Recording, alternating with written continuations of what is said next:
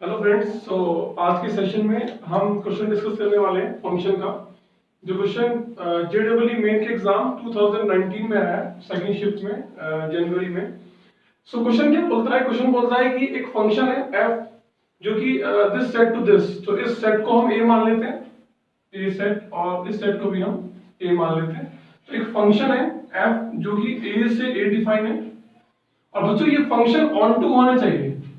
इस function is on to, तो आपको ध्यान रखना है कि ये फंक्शन ऑन टू होना है। ऑन टू, तो ऑन टू का मतलब क्या होता है? Range equal to codomain.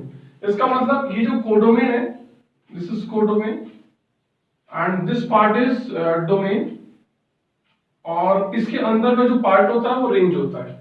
मतलब इस जितने भी एलिमेंट्स यहाँ पे होते हैं उनकी जो इमेजेस आती हैं उनके कलेक्शन को हम क्या बोलते हैं? रेंज बोलते हैं। तो ऑन टू होने के लिए फंक्शन की जो रेंज है वो कोडोमेन के इक्वल होनी चाहिए।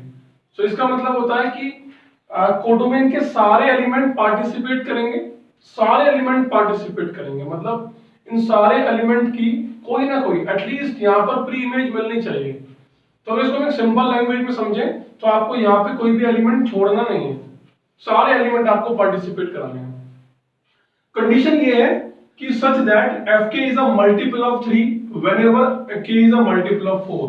तो बच्चों ये कहने की कोशिश कर रहा है कि जब आप यहाँ पर 3 का मल्टीपल फाइंड आउट करते हैं, जब आप fk is a multiple of 3, जब आप 3 का मल्टीपल फाइंड आउट करते हैं तो वो सिर्फ तभी होता है जब आपने एज अ इनपुट जो k की वैल्यू दी है वो 4 का मल्टीपल दी है।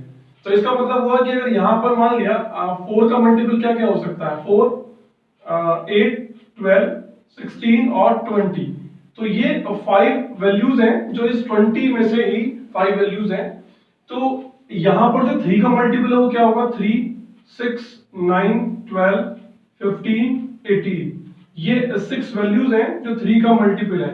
तो अकॉर्डिंग टू क्वेश्चन जब भी आपको एज अ आउटपुट ये 3 का मल्टीपल मिलेगा तो इट इज क्वाइट श्योर कि जो इनपुट दिया गया होगा वो 4 का मल्टीपल होगा। तो कैसे आपको अरेंजमेंट करना है इसको, इतनी बात तो कंफर्म है कि 20 एलिमेंट यहाँ पर है और 20 एलिमेंट यहाँ पर है। ऑन टू होने के लिए ये सारे एलिमेंट का पार्टिसिपेशन करना जरूरी है, और फंक्शन होने के लिए कोई भी एक एलिमेंट एक से ज्यादा एलिमेंट के साथ पार्टिसिपेट नहीं कर सकता। तो इसका मतलब सीधा सीधा है कि यहाँ पर क्या होने वाला है? 1-to-1 मैपिंग होने वाली है। मतलब कोई भी दो एलिमेंट किसी एक एलिमेंट के साथ यहाँ पर एसोसिएशन नहीं बनाएंगे। क्यों नहीं बनाएंगे? क्योंकि 20 यहाँ पर है, 20 यहाँ पर है, तो डेफिनेटली ये श्योर है कि अगर सेम नंबर ऑफ एलिमेंट्स हैं और आपको फंक्शन ऑन टू बनाना है तो ऑन टू होने के लिए सारे एलिमेंट पार्टिसिपेट करेंगे। और अगर सारे एलिमेंट पार्टिसिपेट करेंगे और आपने किसी एक एलिमेंट को एक से ज्यादा एलिमेंट के साथ पार्टिसिपेट करा दिया, जैसे कि 1, 2 को आपने 1 के साथ पार्टिसिपेट करा दिया, तो इसका एक एलिमेंट इसके दो एलिमेंट को कंटेन कर गया। तो इसका मतलब अब यहाँ पे जो रेस्ट ऑफ द एलिमेंट है वो तो अगर एक एलिमेंट एक से ज्यादा एलिमेंट के साथ तो जाएगा नहीं।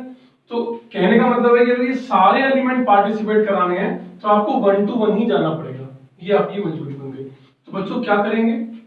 तो देखिए, तो आपको निकालना है number of function. So number of functions.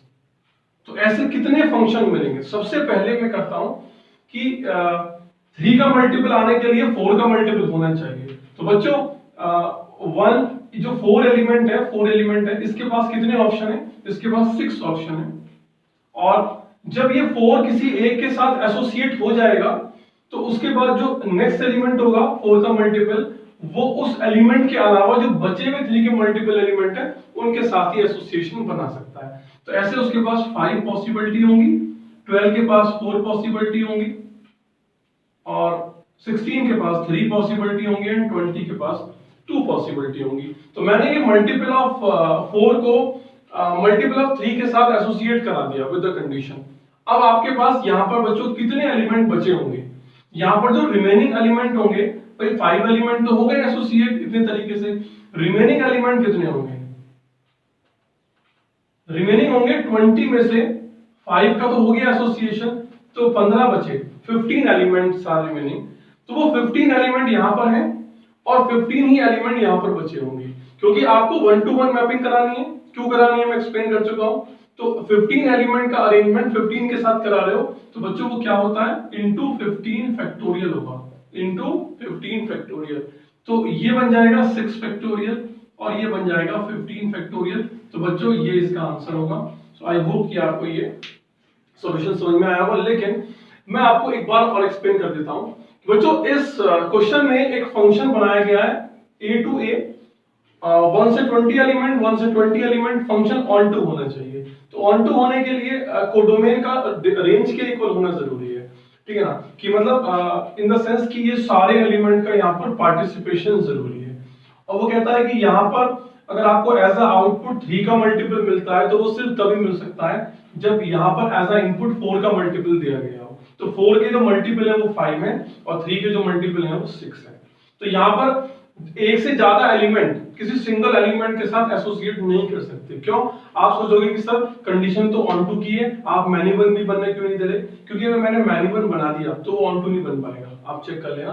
क्योंकि ऐसा हो जाएगा कुछ, मान लिया यहाँ पर ए बी सी है और यहाँ पर है 1 2 3। तो बच्चों अगर मैं ए को भी 1 के साथ भेज दूंगा और बी को भी 1 के साथ भेज दूंगा तो ये सारे एलिमेंट का पार्टिसिपेशन जरूरी है ऑन टू होने के लिए। तो ये बचा हुआ एलिमेंट कहाँ जाएगा? अगर मान लिया 2 के साथ चला गया तो 3 को कहां भेजेंगे आप? अब 3 को भेजने के लिए आपको किसी एक को चूज करना पड़ेगा। लेकिन फंक्शन की डेफिनेशन ये होती है कि all the element of set A is uniquely associate. मतलब फंक्शन होने के लिए यहां का कोई भी एलिमेंट एक से ज्यादा के साथ मैपिंग नहीं कर सकता।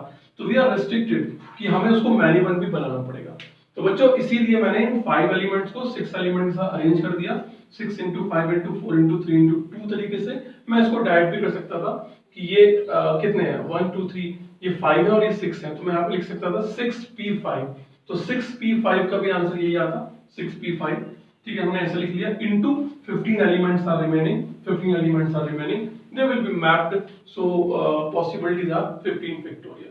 कोई कहे कि सर मल्टीप्लिकेशन क्यों करते हैं? एक टास्क तो हमने ये परफॉर्म कराई, एक टास्क हमने ये परफॉर्म कराई by fundamental theorem of principle. आपको पता होगा प्रिंसिपल थ्योरम जो हम पढ़ते हैं, एडिशन थ्योरम, मल्टीप्लिकेशन थ्योरम। तो मल्टीप्लिकेशन थ्योरम कब लगती है? जब हम एक से ज्यादा जॉब्स को एक साथ परफॉर्म कराते हैं। तो पहली जॉब यहाँ पर थी कि जो आउटपुट 3 के मल्टीपल आए हैं उनको 4 के मल्टीपल के साथ कनेक्ट करना, वो फर्स्ट जॉब है। और सेकंड जॉब क्या है? जो रिमेनिंग एलिमेंट है उनको रिमेनिंग एलिमेंट के साथ एसोसिएट करना। So multiplication theorem we got the answer. I hope कि आपको ये समझ में आया होगा। Good bye.